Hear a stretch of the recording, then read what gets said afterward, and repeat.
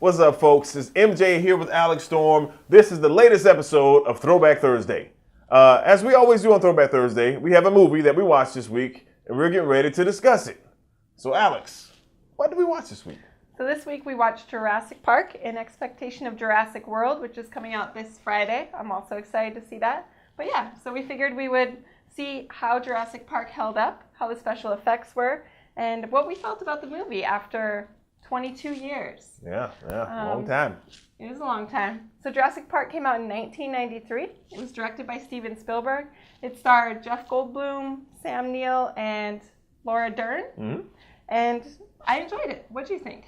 Well, yeah, I enjoyed it too. But I guess we can just shut this conversation down, huh? Yeah, no, man. Jurassic Park is pretty freaking awesome. I mean, I'm still not sure. Is it technically considered a classic film? I'm not really sure where it falls. I don't know if it's big enough to be a classic. I don't know, man. It's highly beloved, and it's certainly, I feel like it is groundbreaking in some ways. I mean, it was one of the first movies to use a lot of CGI, in combination with a lot of practical effects, and actually succeed at it, which is kind of important. I mean, and if you think about the effects from, what was the year it came out? 1993. 1993, and you look at effects of movies like today, it holds up magnificently. Looks really well. I felt like, the whole story is something believable. I think it's even more believable today than it was in 1993. Yeah, dinosaurs coming back from the dead. Yeah, them being able to take the DNA, dinosaurs? like that whole little video that they show of like, oh, we took the DNA out of the mosquito. I was like, I could still imagine this happening. I could imagine it happening then, but now I can imagine it even more. On a side note, I thought it was kind of hilarious that they had that video with the mosquitoes. Yeah. Like, just the idea that a movie took the time to, really take exposition to the next level and just truly just make it exposition. Yeah. Like, you're watching a fake, like... a fake explanation for this fake theme park. It's like, instead of having a character break it down for you, just have No, exactly. I felt like it worked. But yeah, as far as the special effects, my very, very favorite thing, I think, in the movie was the Triceratops. Yeah. There's like the sick Triceratops, and it's breathing, and it's real. It's really there. It's animatronic. Yeah. But by far my favorite part. Yeah, I mean, and that what I would say was probably the best practical effect in the movie. It's kind of weird to think, because a lot of people complain these days about CGI looking so fake and CGI being in everything. And, I think CGI looks the worst when there are no other real elements there to sort of balance it out.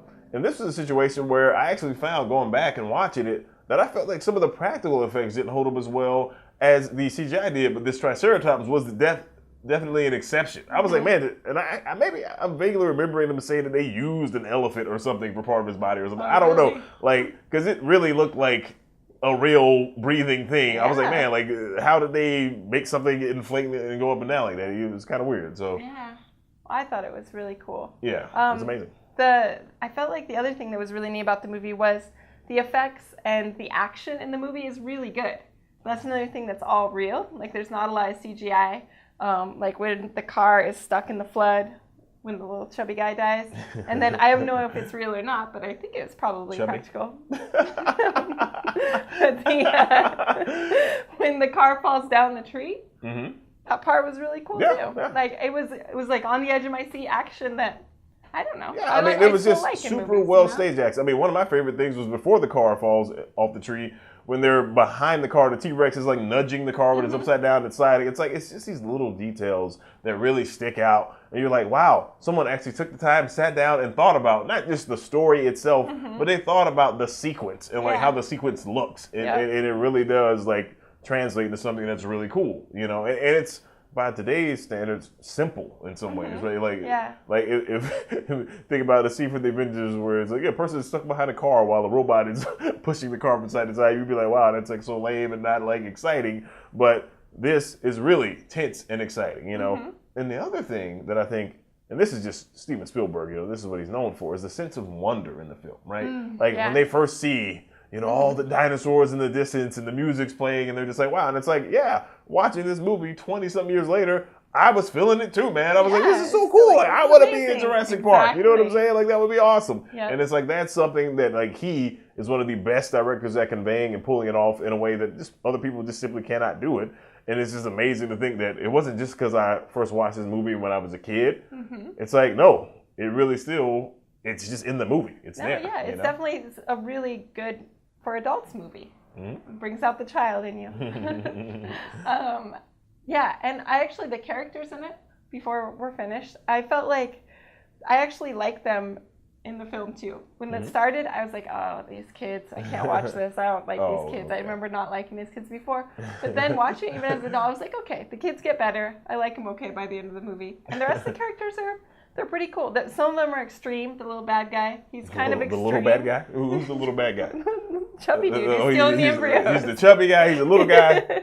I would just call him the fat guy. But, if he's chubby, I hate to see what fat is. That's all I can say.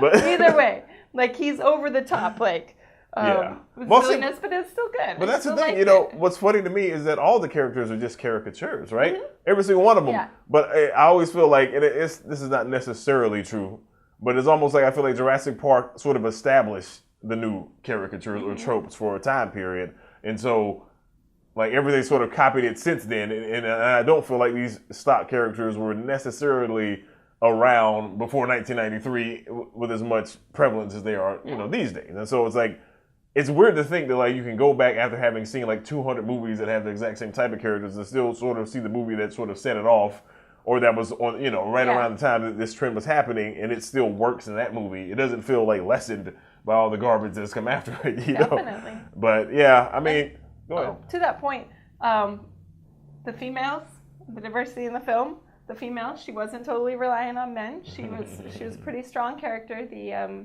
girlfriend character, I don't know, the scientist. She was a scientist.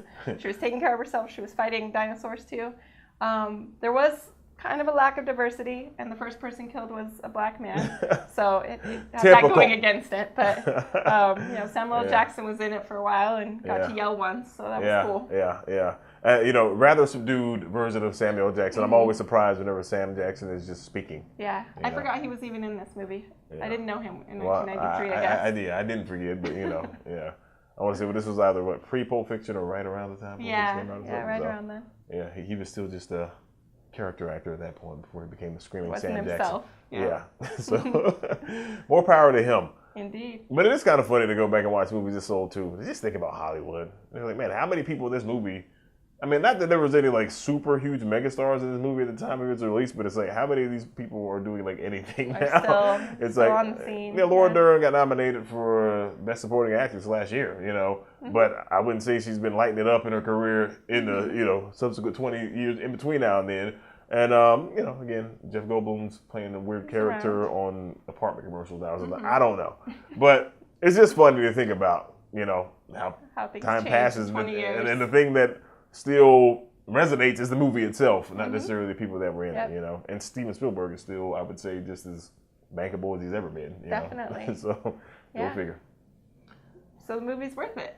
Yeah, the movie's totally well. It's worth watching before you go see Jurassic World this week, right? There you go. This is another win for Throwback Thursday. Man, we're on a streak here. Okay, we're trying to keep it up.